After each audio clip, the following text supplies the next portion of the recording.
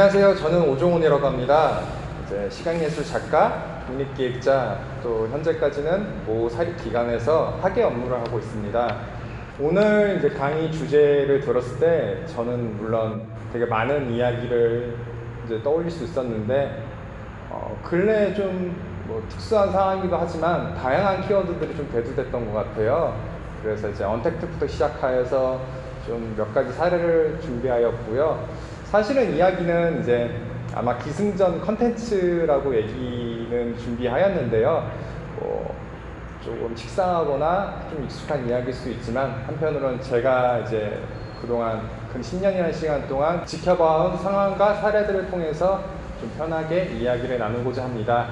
먼저 언택트로 시작하며라고 이제 이야기를 제시를 해보는데요. 사실 언택트라 함은 비단 올해만의 이야기는 아니거든요.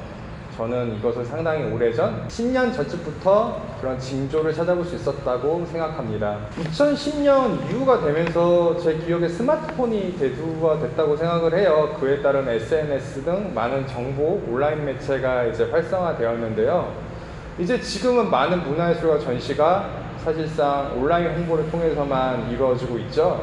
이제 시각예술 분야의 경우에는 서울 아트가이드라고 해서 월간지가 있었는데요. 그 잡지가 한 2015년, 2016년만 해도 한 7, 8월 정도만 되면 상당히 두꺼운 두께를 자랑하였습니다. 근데 이제 가면 갈수록 잡지는 점점 얇아지고 광고만 보이는 그런 걸 느끼며 좀 씁쓸함을 느꼈는데요. 사실 온라인 홍보는 되게 좋은 것이죠. 저렴한 비용과 쉬운 접근성으로 많은 이들이 자신의 행사나 전시 등을 홍보할 수 있다면 얼마나 좋겠습니까? 다만 이제 제가 업을 두고 있는 시각예술 분야에 한해서는 이것은 부차적으로 시각예술 전시의 어떤 몰락 지점을 야기시킨다는 생각도 한번 해봅니다.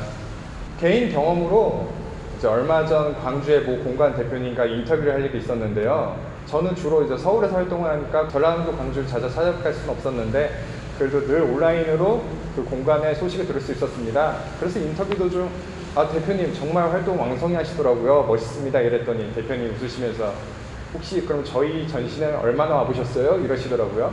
저는 좀 당황했는데 이제 어느 정도 농담처럼 진행된 얘기지만 실제로 좋아요나 공유를 누르는 사람들에 비해서 실관객 수는 반도 안 된다고 하더라고요.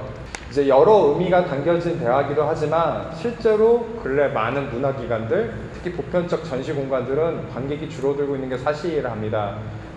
저도 이제 개인적으로 참여한 작년, 올해 학술대회만 하더라도 우리나라뿐만 아니라 전 세계적으로 관객 수가 줄어들고 있는 상황에 대해서 보편적 전시장들은 어떻게 움직여야 되는가 하는 논의가 실질적으로 진행이 되기도 하였습니다. 문제는 보편적 전시기관들, 즉 우리가 생각하고 있는 뮤지엄들, 박물관들, 또 그 밖의 전시장들이겠죠.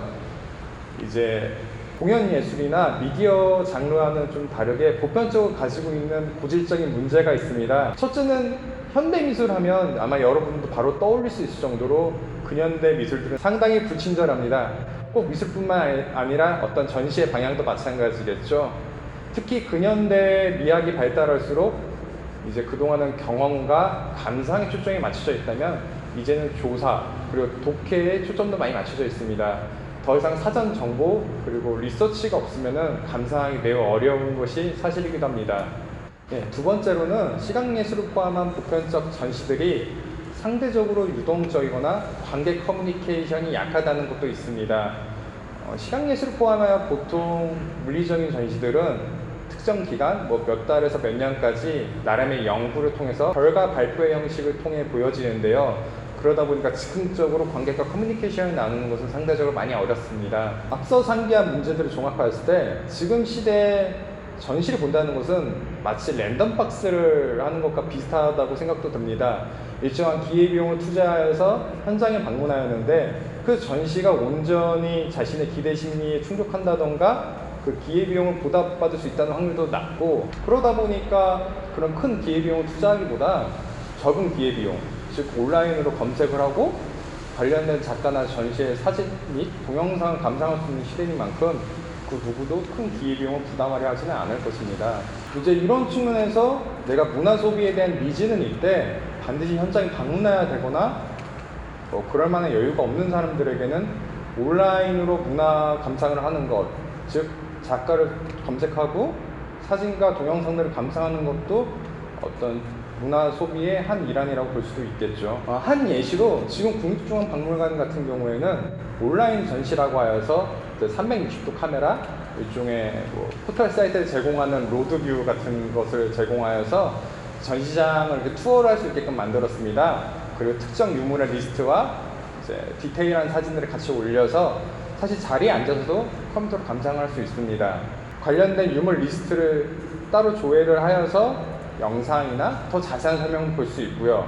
이 모든 것들은 적은 기회비용을 통해서 문화 소비를 하는 것이겠죠. 물론 현장에 방문하는 것만큼 더 좋고 중요한 게 있겠냐만, 아까 말씀드린 대로 문화 소비라는 게 단순히 현장 방문만 해당되지 않는 사람들도 많기 때문에 이는 차세대의 문화 소비의 한 현상이라고 볼 수 있습니다. 코로나로 인해 올해 더 부각되는 지점도 있지만 근래 많은 기관들이 유튜브 채널을 운영하고 있습니다.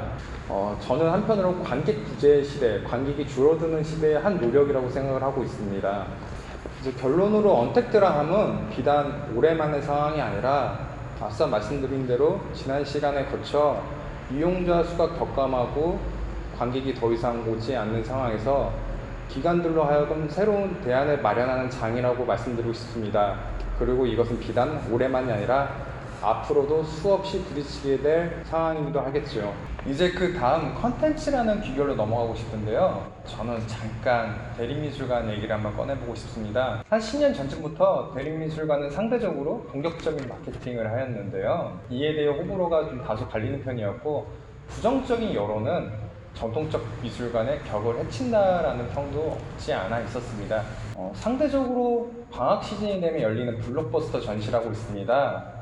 물론 전시의 장점도 있지만 단점으로는 어떤 깊이나 심도가 많이 낮다, 자체 기획력이 다소 부족하다는 평이 있는데요.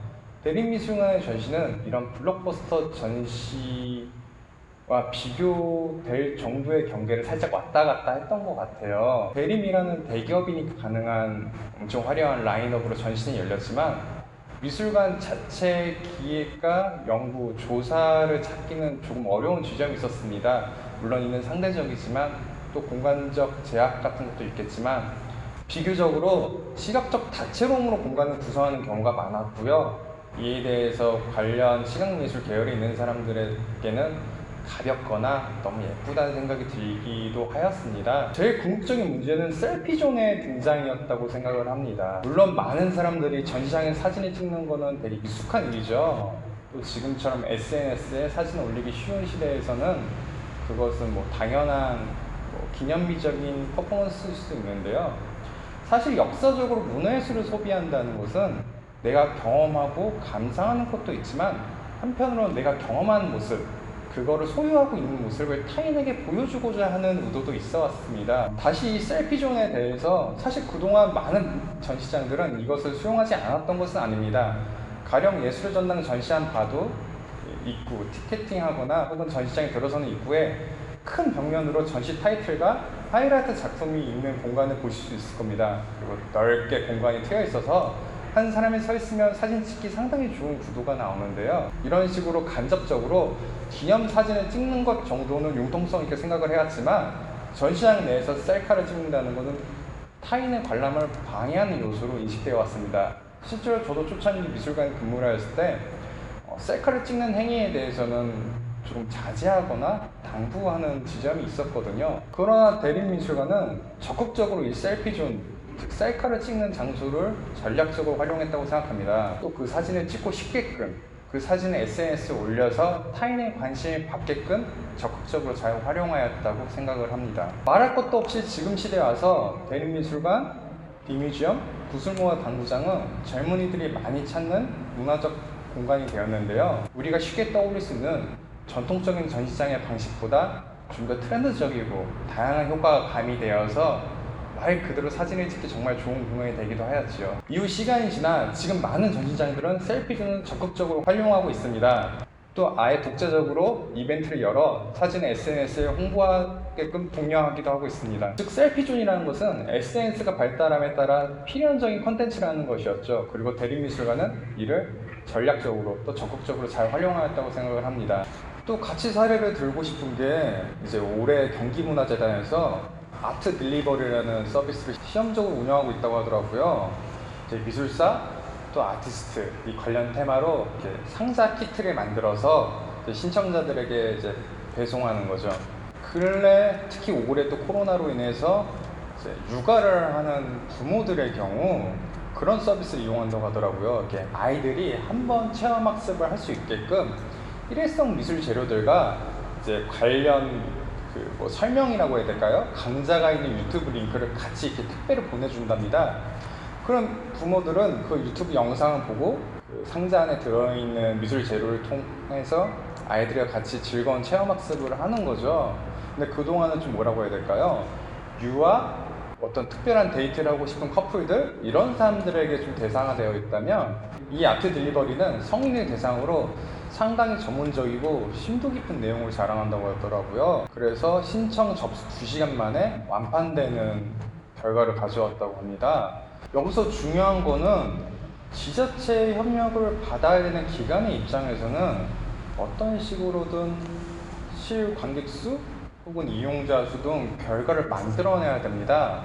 그러나 올해 같은 상황, 또 코로나가 아니더라도 앞서 말씀드린 대로 관객이 줄고 또 어떤 일이 벌어질지 모르는 상황에서 계속 주먹구구하면서 위기 상황을 받아들일 수는 없는 것이죠.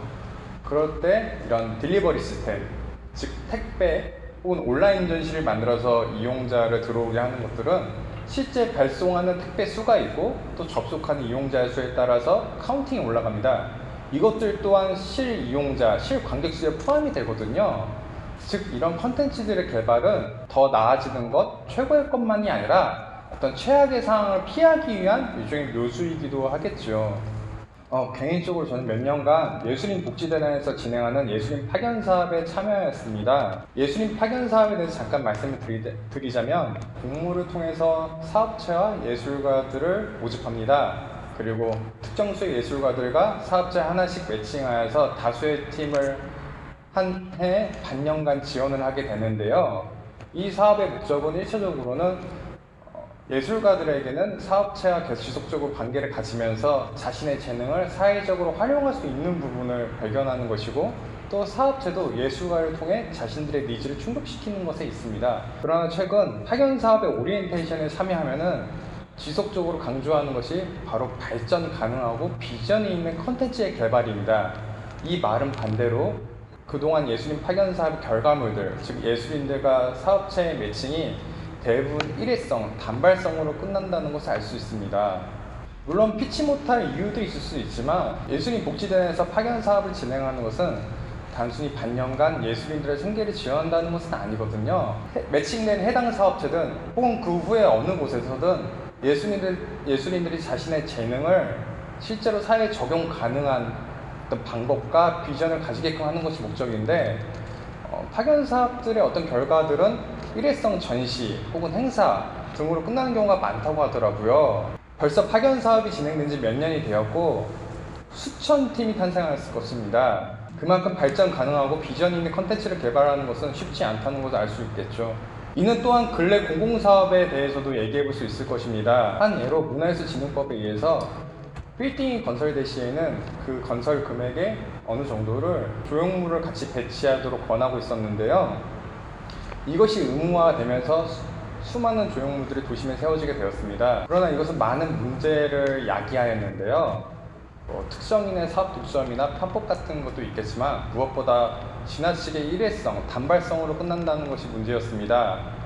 이제 조형물을 세워놓고 그 이후에 관리가 되지 않고 실제로 제도적으로 작가 혹은 건설사 그 누구에게도 이것에 대한 관리 권한이 제한되지 않았기 때문에 실제 이후에 파손되거나 오염되어도 이것을 방치하는 경우가 많았던 것이죠. 마찬가지로 벽화 사업들도 그래왔죠. 한동안 오래된 동네 등에 벽화 사업을 진행한 것이 유행이기도 하였는데요. 이 벽화 사업이 진행되고 나서 그 후에 파손되거나 오염되거나 혹은 너무 지나치게 관광객들이 몰려들어서 문제가 발생하므로도 그 누구도 책임을 지지 않는 일이 발생하였습니다. 근래에 들어 이런 문제들을 개선하기 위해서 투명성이라던가 공정성 그리고 일반 대중의 수용성 등이 많이 논의되어 가고 있는 상황으로 알고 있습니다.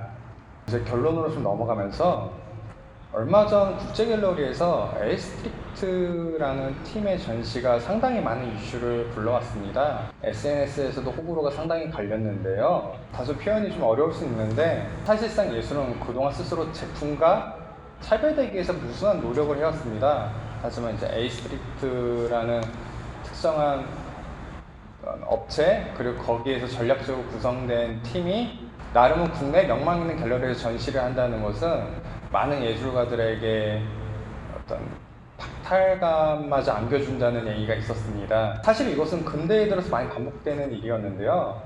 많은 이들이 생각하는 것처럼 예술이 한 개인이 우여곡절 그리고 인간극장을 통해서 최종적으로 카타르시스를 발현하는 것처럼 여겨지는 것에 비해서 자본, 전략, 그리고 기술이 총동원돼서 만들어지는 그 무엇인가가 더 빨리 대중의 시선을 잡는 것은 사실 상대적으로 박탈감마저 느낄 수 있는 지점이기도 하겠죠. 에이스트릭트의 전시를 통해서 제가 말씀드리고 싶은 것은 이제 실제로 갤러리는 뮤지엄보다는 좀 더 관객들의 커뮤니케이션을 직접적으로 하는 편에 속하지만 그럼에도 국제갤러리가 나름 명망 있는 갤러리라는 걸 생각해보면 현 시대 관객들, 대중들의 수준과 수요를 생각해 볼 수 있을 것입니다. 앞선 예술인 파견 사업이나 공공예술 사업처럼 지자체 및 기관과의 협력은 문화예술에 업을 두는 것은 물론 나 자신의 재능을 사회적으로 환원 가능한 가치로 만들기 위해 반드시 필수적인 것입니다. 특히나 앞선 이야기처럼 온라인과 정보통신 등 문화소비 시장이 점점 자본화, 대기업화 되어가는 지금에 우리는 좀 더 심도 있는 콘텐츠를 개발하기 위해 노력해야 되지 않을까 생각해 봅니다. 중요한 것은 지금 시대에 수많은 플랫폼들이 등장하는 상황에서 어떤 플랫폼에 어떤 콘텐츠를 제시할 수 있느냐가 정말 중요하다고 생각을 합니다. 실제로 많은 문화예술 기관에서 줄어드는 관객을 잡기 위해 온라인이라던가 택배 발송 등 앞서 말씀드린 사례처럼 수많은 콘텐츠들로 노력을 하고 있는데요. 단순히 전시장의 전경 등을 공식 홈페이지에 올려 온라인 전시라고 할 것만이 아니라 온라인 전시에 맞는 또 온라인 전시여야만 하는 콘텐츠 개발도 필수라고 보고 있습니다. 새 술은 새 부대라는 말이 떠오르는데요. 새로운 시대의 수요에 맞춰서 플랫폼과 콘텐츠 연구를 게을리해서는 안 된다는 게 제 강연의 요점이었습니다. 이상 언택트 시대의 콘텐츠에 대하여 생각을 나눠보았고요. 강연을 맡은 저는 오종원이었습니다. 지금까지 들어주셔서 감사합니다.